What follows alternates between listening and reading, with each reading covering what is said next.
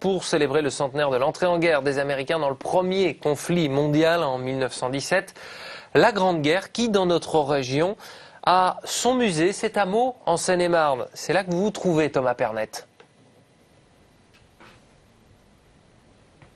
Et oui, ils seront 190 soldats américains à défiler sur les champs en hommage aux 2 millions de soldats américains qui s'engagèrent sur le territoire français. Et en effet, dans notre région, à Meaux, il y a le musée de la Grande Guerre qui est derrière moi, où on perpétue leurs souvenirs. On va rejoindre la directrice de ce musée, elle s'appelle Sophie Perretten. On va aller auprès d'elle. Sophie, on a l'impression, quand on regarde nos manuels d'histoire, que les tranchées, c'était beaucoup plus à l'est. Pourquoi un musée en Île-de-France ?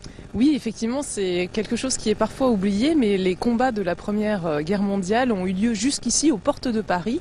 On est à 50 km et lors de la première bataille de la Marne en septembre 14, pendant cette phase qu'on appelle la guerre de mouvement, par rapport et en opposition avec la guerre de tranchées, les combats ont eu lieu jusqu'ici. C'est une des raisons pour lesquelles le musée de la Grande Guerre a été construit à Meaux et grâce à la collection d'un homme qui s'appelle Jean-Pierre Vernet, avec une collection exceptionnelle qui nous a permis, et grâce à sa rencontre avec monsieur Jean-François Copé, de décider de monter ce musée qui a été créé en 2011, il y a bientôt 5 ans et demi désormais. Alors derrière nous, il y a cette statue qui est très imposante. Vous me disiez tout à l'heure que c'était un peu notre statue de la liberté, c'est ça ?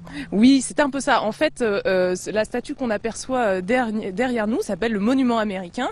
Et là, elle a été réalisée grâce à une souscription des Américains dès 1917, avant même leur engagement, en hommage à tous les soldats français et britanniques morts pendant la première bataille de la Marne. C'est un peu le cadeau des Américains fait à la France, en écho au cadeau des Français fait aux Américains avec la Statue de la Liberté. Alors vous voyez, il n'y a pas besoin d'être sur les Champs-Élysées pour voir cette amitié franco-américaine, mais nous on va aller les découvrir, ces poilus américains. Je vous propose de me retrouver dans quelques instants au sein du musée. À tout à l'heure, Thomas Pernet, depuis le musée de la Grande Guerre à Meaux avec Audrey Scoop.